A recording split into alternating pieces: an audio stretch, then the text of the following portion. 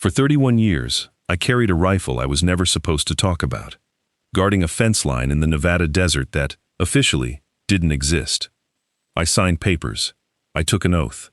I was told that if I ever spoke about what I saw out there, I wouldn't just lose my pension, I'd disappear. I'm not scared of that anymore. I'm 78 years old. What are they going to do? Arrest a dying man? There was a night in the fall of 1981 when my orders changed. No warning, no explanation. Just a new set of instructions handed to me by a man I'd never seen before, in a uniform with no insignia. He told me if anything comes over that ridge tonight, anything, I don't challenge it. I don't call it in. I shoot on sight. My name isn't important. Where I worked isn't something I can confirm on record, even now. But you already know the fence line I mean. Everyone does. I enlisted young, ended up assigned to perimeter security at a facility so classified that even the guards on the inner ring didn't know what the guards on the outer ring were protecting. That was the system. Compartmentalization. Nobody sees the whole picture.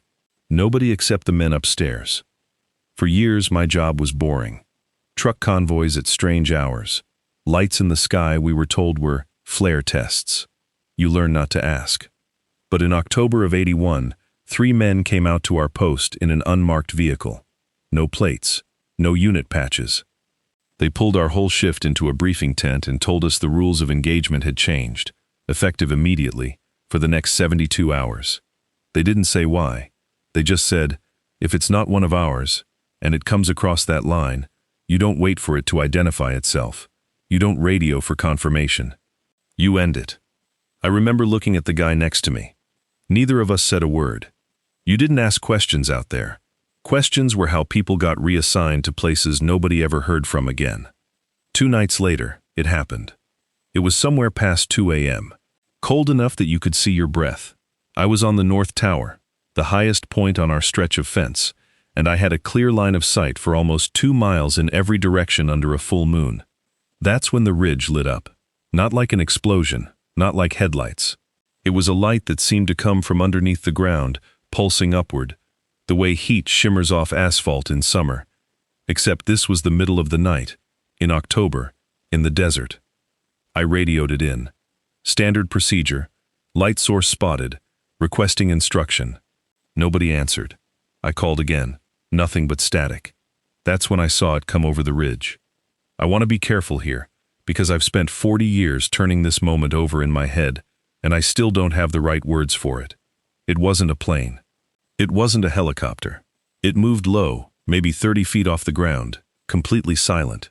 No rotor wash, no engine sound, nothing. And it was moving at a speed that, later, when I did the math on the distance and the time, shouldn't have been possible for anything with wings or engines. My hands were shaking on the rifle. I had my orders. Anything that comes over that line, I don't wait. I had it in my sights, and I didn't pull the trigger. I've asked myself every single day since then why I hesitated. I was trained not to hesitate. Hesitation gets guards killed. That's what they drummed into us.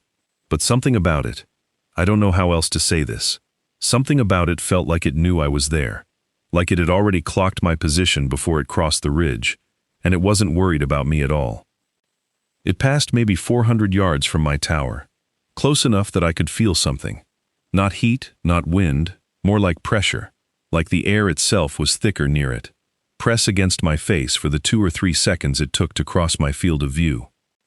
Then it was gone, not flew away, gone. 1 second it was there, moving toward the far ridge, and the next, the sky was just empty, like someone had cut the film. I sat in that tower for another 4 hours until my relief came, and I never said a word about what happened. Not that night. Not the next morning at debrief, when the same unmarked uniformed men came back and asked each of us, one at a time, exactly what we'd seen. I told them, nothing unusual, quiet night.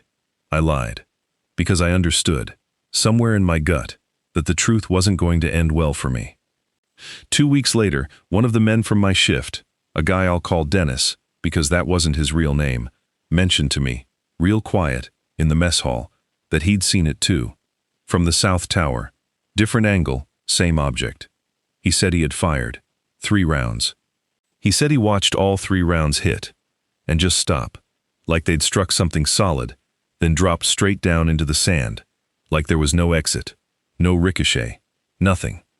2 days after he told me that, Dennis was reassigned. Emergency transfer, they told us. I never saw him again.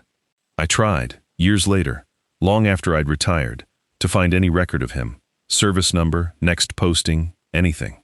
There's nothing. It's like the file was scrubbed. That's when I understood what shoot on sight was really about.